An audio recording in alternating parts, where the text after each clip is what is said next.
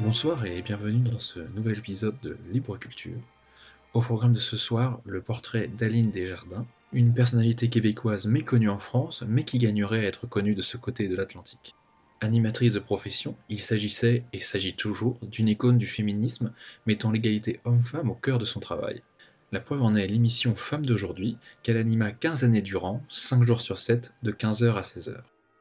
Aline Desjardins fit passer l'émission d'un morne étalage de tricot, de dentelle et de décoration, réduisant ainsi la femme à une ménagère mère de famille, au débat sur la place de la femme dans la société, questionnant quels étaient les rapports de domination dont les femmes étaient victimes. Ainsi, parole fut donnée aux intellectuelles, militantes, artistes, femmes du quotidien, du Québec et du monde entier, ancrant les débats sur l'égalité entre les hommes et les femmes dans le débat public. Pourtant, née en 1934 dans une société québécoise rigide, étriquée entre les valeurs bourgeoises et une éducation catholique, Aline Desjardins aurait très bien pu être une femme dans la norme de la société de l'époque, dévouée à son mari et ses enfants ainsi qu'aux tâches ménagères. Et pourtant, ceci n'est pas advenu. Pourquoi ? Une partie de la réponse se trouve dans son enfance. Aline Desjardins naquit à Saint-Pascal de Kamouraska, une petite ville d'environ 1000 habitants dans les années 40, située au nord de la ville de Québec, le long de la rive du Saint-Laurent. Dernière d'une fratrie de 11 frères et sœurs, elle évolua dans cet espace familial situé à la campagne. Son père, menuisier et charpentier de son état, avait une personnalité discrète et douce, cassant l'image du père autoritaire de l'époque. Aline Desjardins donne un bon exemple de ce caractère avec une anecdote. Scolarisée dans un couvent, un curé l'avait vu lire un livre de Saint-Exupéry.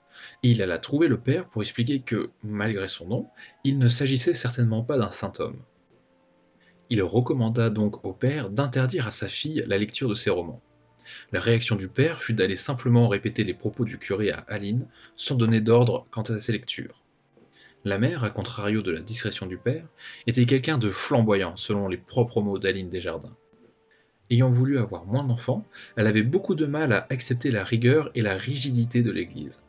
Symbole de sa personnalité bien trempée, son regard noir pénétrait les personnes, donnant l'impression qu'elle lisait toute leur vie. Aline Desjardins garda de son enfance des souvenirs heureux, la campagne comme terrain de liberté. Avec l'école et dans son cercle familial, elle s'adonna à la pratique du théâtre et de différents sports, tennis, ski, hockey entre autres.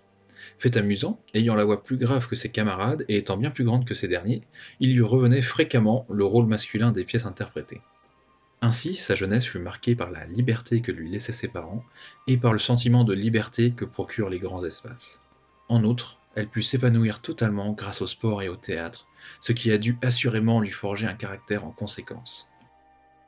Étudiante au couvent, Aline Desjardins était destinée au métier de l'éducation. Les jeunes filles étaient formées pour devenir des institutrices dans ces établissements. Mais un élément vint bouleverser complètement ses plans. Sa sœur avait été engagée par la station de radio CHGB, et c'est en allant voir travailler sa sœur qu'Aline découvrit le monde de la radio. Elle fut tellement subjuguée par sa découverte que le lendemain de la fin de son cursus scolaire, le diplôme à peine en poche, elle téléphona directement à la station de radio de Montmagny, une ville située à 1 heure de Saint-Pascal de Kamouraska, et fut engagée instantanément pour une poignée de dollars par semaine. Sa sœur lui servit d'exemple, et c'est une dimension que l'on retrouvera plus tard dans l'émission Femmes d'aujourd'hui. L'ayant vécue elle-même, Aline Desjardins connaissait la force invocatrice des modèles auxquels l'on peut se référer.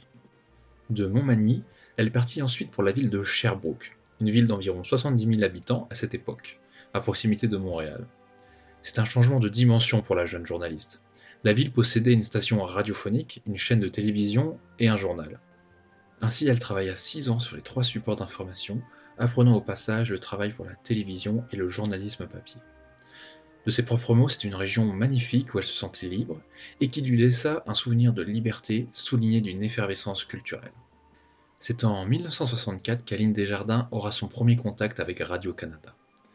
Cette dernière réalisait un journal télévisé d'information, à Montréal, nommé Aujourd'hui. Et la direction de Radio-Canada proposa à Aline de remplacer Michel Tisser, la présentatrice vedette, le temps de l'été.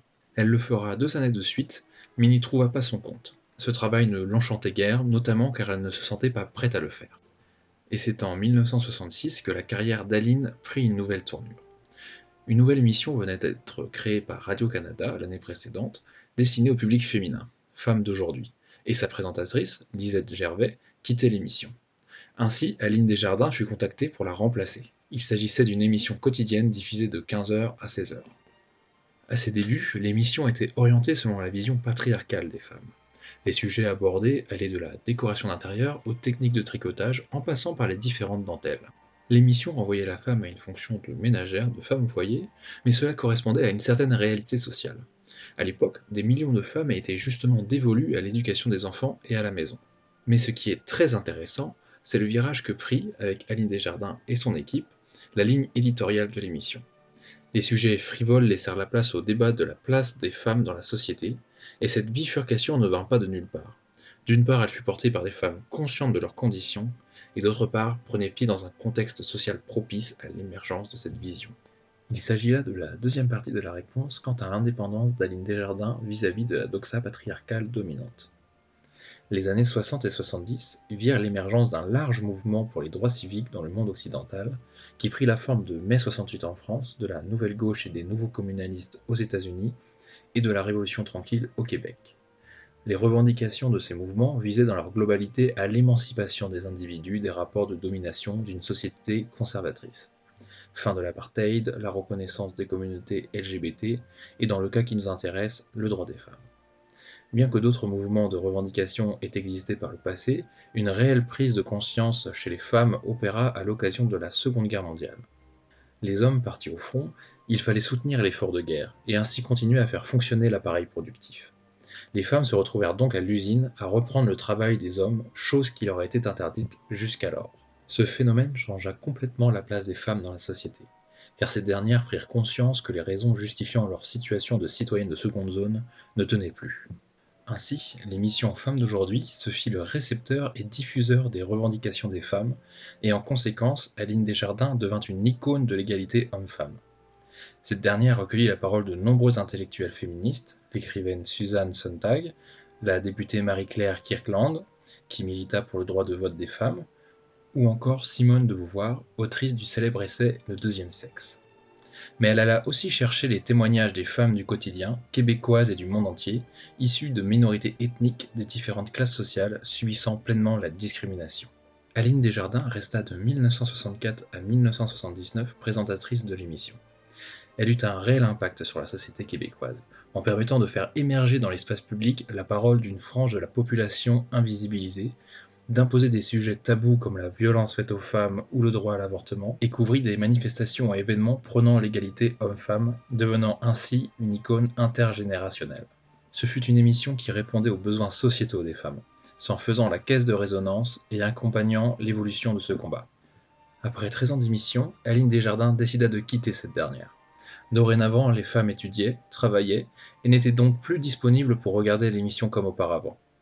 Elle alla ainsi animer l'émission Repères de 1981 à 1982 aux côtés de Gérard-Marie Boivin. Il s'agissait de parler de la consommation, de l'environnement et de la qualité de vie, soit des sujets encore une fois peu traités dans les médias de masse à l'époque. Elle anima par la suite de 1982 à 1985 Avis de recherche avec Gaston Lheureux, une émission de divertissement consistant à faire venir une personnalité et de recevoir des personnes liées à elle. Enfin, sa carrière prit un dernier tournant en se dirigeant vers des émissions agricoles et d'horticulture. Ainsi, de 1987 à 1989, elle participa à la Semaine verte, émission hebdomadaire renseignant sur la nature, l'agriculture, la pêche, la forêt et l'environnement en général. C'est à cette occasion qu'elle eut l'idée de créer Desjardins d'aujourd'hui. L'émission était faite d'une chronique axée sur le potager, d'une autre axée sur les fleurs, et d'un invité qui parlait de son jardin, et fut tournée dans différents pays tels la France, l'Angleterre et l'Italie. Elle put laisser libre cours à sa passion pour le jardinage héritée de sa mère. Cette dernière accordait beaucoup d'importance au jardin de la maison familiale, importance qu'elle insuffla à ses enfants. L'émission resta sur les ondes de 1989 à 1995, suite à quoi Aline Desjardins mit fin à sa carrière. Aline Desjardins restera dans les mémoires pour le rôle qu'elle joua dans l'avancée des droits des femmes. Si elle put tenir ce rôle, c'est grâce à la convergence de plusieurs facteurs, une éducation libre et sans contrainte, une époque secouée par des revendications sociales dans tout le monde occidental, et, comme elle le reconnaît, la chance d'être arrivée au bon moment, au bon endroit. Ce sera tout pour ce soir. Je vous remercie pour votre attention et vous donne rendez-vous au prochain podcast.